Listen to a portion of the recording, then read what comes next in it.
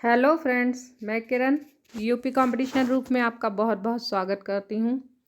दोस्तों, हमने पर्यावरण एवं पारिस्थितिकी की आपको 14 वीडियोस दे दी हैं, जिसमें जो क्वेश्चन है उसके वो आपके सभी प्रतियोगी परीक्षाओं की दृष्टि से अति महत्वपूर्ण प्रश्न हैं।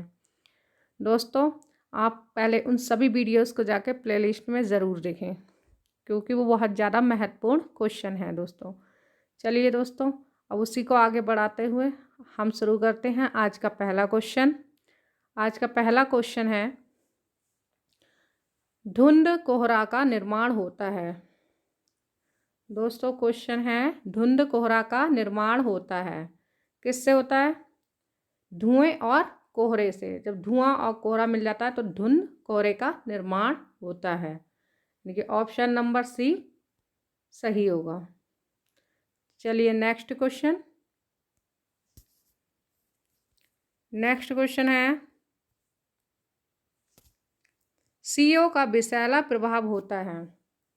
Carbon monoxide. CO का विषैला प्रभाव होता है क्योंकि हीमोग्लोबिन के लिए इसकी वरीयता ऑक्सीजन की तुलना में होती है। ऑक्सीजन की तुलना में कितनी होती है? 250 गुना अधिक होती है। यानी कितनी होती है? 250 गुना अधिक। चलिए बढ़ते हैं नेक्स्ट क्वेश्चन की ओर। नेक्स्ट क्वेश्चन है,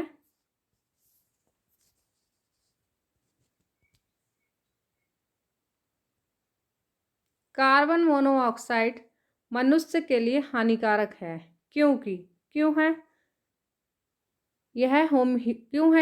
यह हीमोग्लोबिन से क्रिया करने के लिए ऑक्सीजन से प्रतियोगिता करती है। यानी कि यह भी क्या करती है? हीमोग्लोबिन से प्रतियोगिता करती है। यानी यह हीमोग्लोबिन से क्रिया करने के लिए ऑक्सीजन से प्रतियोगिता करती है, तो इसलिए क्या होता है? मनुष्य के लिए हानिकारक होती है। यानी कि ऑप्शन नंबर बी सही आंसर है। Next question. वायु प्रदूषण के विश्वसनीय संकेतक हैं। देखिए दोस्तों, जो वायु प्रदूषण है ये लाइकन और मास इसके क्या हैं? विश्वसनीय संकेतक हैं। तो ध्यान रखिए इस क्वेश्चन को, इम्पोर्टेंट क्वेश्चन है, इसलिए इसका आंसर क्या होगा? ऑप्शन नंबर सी, लाइकन तथा मास। चलिए नेक्स्ट क्वेश्चन। स्वचालित वाहनों से निकलने वाली गैसों के प्रकाश रासायनिक परिवर्तन द्वारा प्रदूषक उत्पन्न होते हैं। जो स्वचालित वाहन होते हैं उनसे निकलने वाली जो गैस है उनके प्रकाश रासायनिक परिवर्तन द्वारा प्रदूषक उत्पन्न होते हैं। कौन से होते हैं? देखिए दोस्तों, यहाँ पे O3 और पैन, यानी कि O3 और पैन। ऑप्शन नंबर सी सही आंसर होगा। पूछा जा चुका है क्वेश्चन, ध्यान से दें। चलिए नेक्स्ट क्वेश्चन। दो बड़ी घटनाएं जिन्हें MIC तथा चिरनोबिल त्रासदी के नाम से जाना जाता है, कब घटित हुई थी? देखिए दोस्तों, जो चिरनोबिल हुई थी ये तो फेमस थी यूक्रेन में जो, और MIC भी फेमस थी। तो फिर ये बहुत ही बड़ी त्रासदी थी, तो इसलिए जो ये कौन से देश में हुई थी बताइए? इसके लिए जो सही आंसर होगा वो होगा ऑप्शन नंबर बी, यानी कि भोपाल। भोपाल 1984 और यूक्रेन 1986। 2 सालों का अंतर है दोनों में। दोस्तों ने ध्यान दीजिए, इसे मिथाइल आइसोसाइनाइड भी कहते हैं MIC को। इसके कारण जो भोपाल में हुई थी 1984 में, और यूक्रेन में जो हुई थी चिरनोबिल जिसको बोलते हैं, तो कौन से ईयर में हुई थी? 1986 में। चलिए नेक्स्ट क्वेश्चन। DDT की सांद्रता का उच्चतर पोषण स्तरों में बढ़ता संग्रह कहलाता है। जो DDT की सांद्रता है उसका जो उच्चतर पोषण स्तरों में जो बढ़ता संग्रह है वो क्या कहलाता है? वो कहलाता है जैविक आवर्धन। क्या कहलाता है? जैविक आवर्धन। यानी कि ऑप्शन नंबर ए सही आंसर होगा। Next question. निम्न में से किन्हें वाहितमल उपचार के कामों में लाया जाता है? देखिए, जो वाहितमल के उपचार के जो कामों में लाया जाता है वो एक कोशिकीय हरित शैवाल को लाया जाता है। यानी कि ऑप्शन नंबर डी इसके लिए सही होगा, एक कोशिकीय हरित शैवाल। Option number D.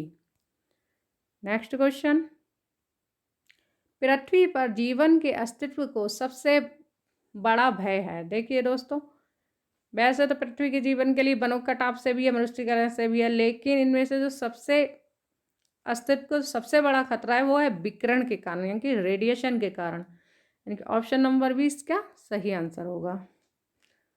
चलिए नेक्स्ट क्वेश्चन, निम्न में से कौन सी धातु मानव में विषाक्तता उत्पन्न करती है। दोस्तों देखिए, मानव में जो शीशा है, आप पता है मस्तिष्क को प्रभावित करता है, जो शीशा है विषाक्तता उत्पन्न करता है दोस्तों, यानी कि ऑप्शन नंबर 20 के लिए सही होगा। नेक्स्ट क्वेश्चन,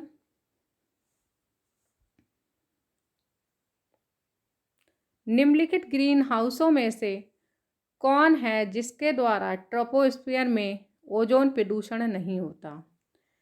देखिए दोस्तों, क्वेश्चन को ध्यान से पढ़िए, इंपॉर्टेंट क्वेश्चन है। निम्न ग्रीन हाउसों गैसों में से कौन सी है जो जिसके द्वारा ट्रोपोस्फियर में ओजोन प्रदूषण नहीं होता।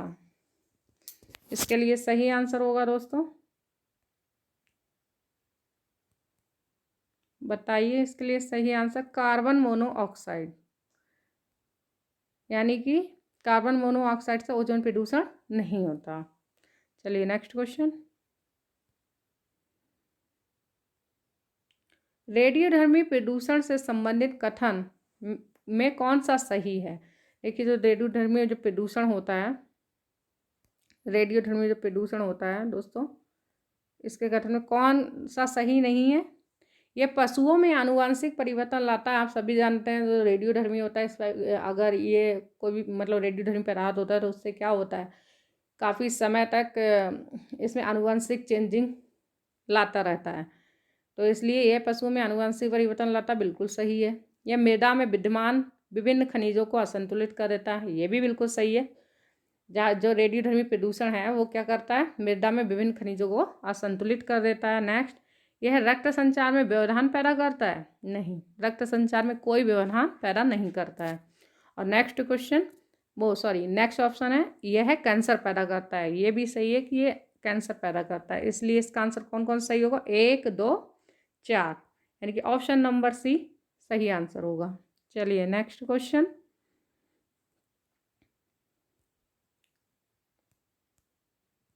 निम्नलिखित में से कौन सी हरित ग्रह गैस नहीं है।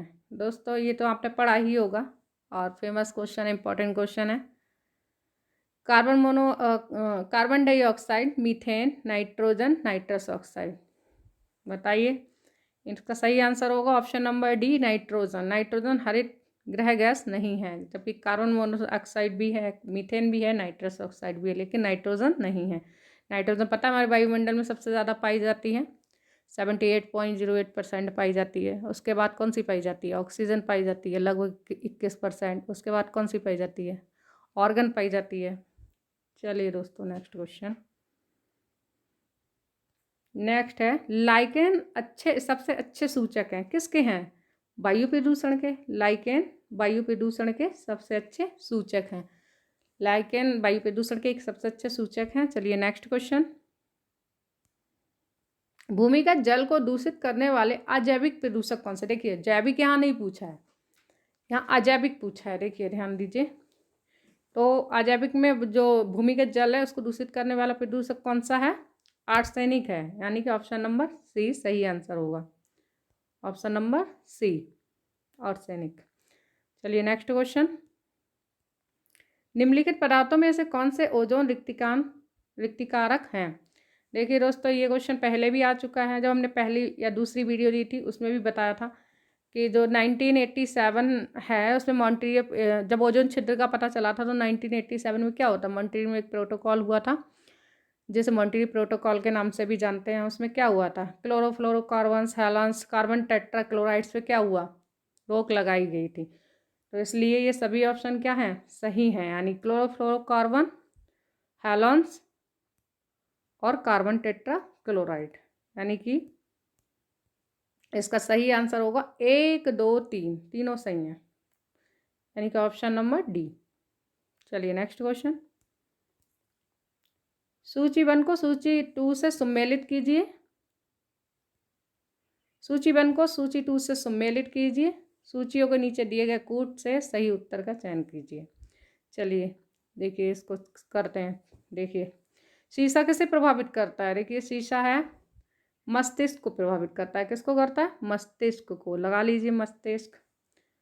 फिर पारा किसे कार्बन मोनोऑक्साइड किसे प्रभावित करती है? बताइए। रक्त धारा, ये रक्त धाराएं प्रभावित करती है कार्बन मोनोऑक्साइड, ठीक है।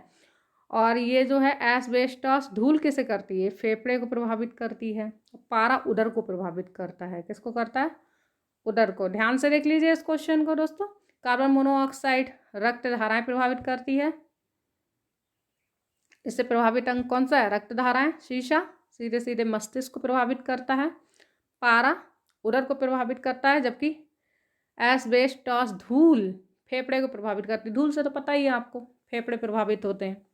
चलिए तो इसलिए इस क्वेश्चन के लिए सही आंसर क्या होगा? इस क्वेश्चन के लिए सही आंसर होगा ऑप्शन नंबर, एक मिनट, ऑप्शन नंबर बी। चलिए दोस्तों, आपको हमारी ये सीरीज़ कैसी लग रही है दोस्तों? यहीं पे समाप्त करते हैं अपनी सीरीज़ को। आपको हमारी सीरीज़ कैसी लग रही है कमेंट बॉक्स में कमेंट करके ज़रूर बताएं। चलिए मिलते हैं नेक्स्ट वीडियो में, तब तक के लिए नमस्कार।